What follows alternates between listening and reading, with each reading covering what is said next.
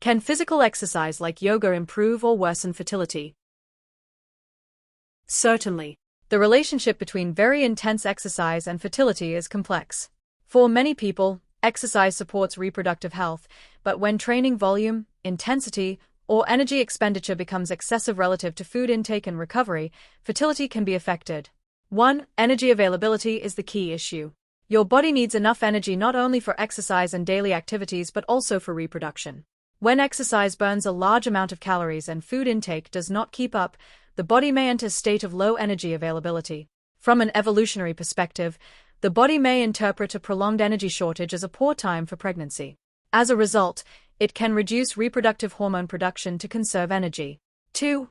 Effects on the brain's reproductive control center. The reproductive system is regulated by a hormonal signaling pathway involving the brain, pituitary gland, and ovaries or testes. Heavy training combined with inadequate nutrition can suppress the release of hormones that normally stimulate reproduction.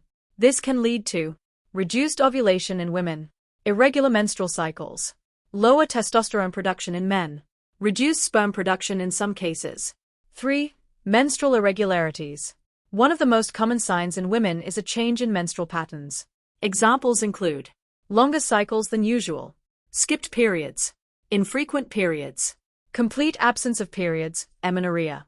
Without regular ovulation, conception becomes more difficult. 4. Very low body fat can alter hormone production.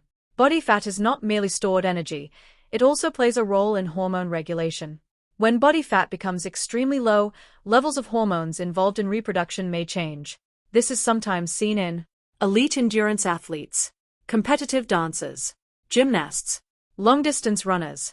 The result may be disrupted ovulation and reduced fertility. 5. The female athlete triad and red S. Medical professionals recognize conditions related to excessive training and insufficient fueling. These include female athlete triad, relative energy deficiency in sport, red S. These conditions can affect menstrual function, bone health, metabolism, immune function, reproductive health. Reducing training intensity and increasing energy intake often helps restore normal reproductive function. 6. Stress hormones may contribute. Extremely demanding training can increase stress hormones such as cortisol. Short-term increases are normal and healthy. However, chronic elevations may interfere with reproductive hormone signaling, especially when combined with inadequate recovery, poor sleep, or undernutrition. 7.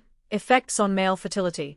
Excessive exercise can also affect men, although the effects are often less obvious.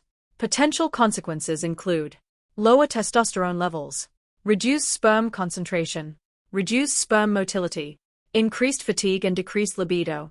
These effects are most commonly reported in men performing very high volumes of endurance training. 8. Overtraining syndrome. Overtraining occurs when exercise exceeds the body's ability to recover.